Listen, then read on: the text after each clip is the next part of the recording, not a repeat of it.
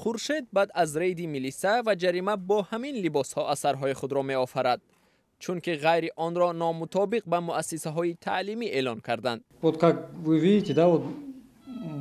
طور شما مشاهده میکنید کار با این لباس آزاده برایم خیلی دشوار است، اما از ما طلب میکنند که با گالستوک و کاستیوم کار کنیم، اما کار ما ایجاد است و با این لباس آزاده نمی شود که کار کرد ایجاد کرد. پوشت به این لای گل می شود که مبادا به لباست نفتد.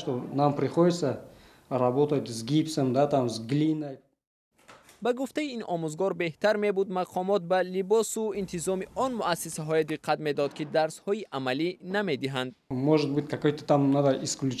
شاید به طور استثنایی به این گونه مؤسسه های تعلیمی نباید چنین سفارش ها دخل داشته باشد، یعنی وابسته به کسب و کار انسان نباید لباسی رسمی طلب کنند.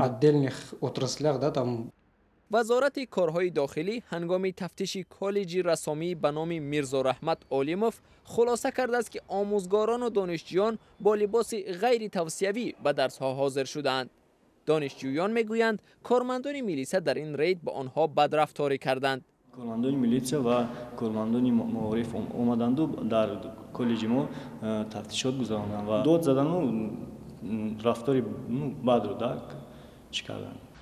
وزارت فرهنگ جمهوری با پخش یک اظهارات از رفتار نامناسبی کارمندان میلیسا انتقاد کرده است. در اظهارات این نهاد آمده است که میلیسا ها جزودان و جیب استادان را کافتند که رفتاری تحقیرآمیز است. از بچه ما طلب میکنیم لباسی رسمی پوشند وی، لیکن از سبب که بسیار خنک است در وقت درس ها آنها با همون لباس های غوصشان میشینند، یعنی درس میخوانند که این هم به درسخوانی آنها خلل میرساند. با اینجا بعد از ولنگار نمودن بینای اصلی در مرکز شهر دوشنبه، کالج رسامی به نام میرزا رحمت عالیموف را کوچانیدند که شرایط ندارد. حتی بسیاری دانشجویان از سبب یعنی شرایط خوب نداشتن همین بنا حجت‌هایشان را گرفتند. قبلا اینجا بیوروی مخصوصی کنسترکتوری و ماشینه سازی بود.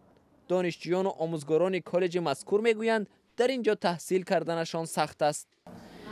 یعنی که از بچه‌ها تو وقتی که ما شرایط خوب رو مهیا نکنیم در این بنا، ما از بچه‌ها یعنی یک چیز طلب کردم و فکر من که نمیتونیم. رسامان سابقه دار میگویند طبیعت کسب رسامی آزادی فطری و هم آزادی در پوشش لباس را تقاضا میکند و نباید در کار و تحصیل آنها به تصورهای خود مرز سازی کنیم.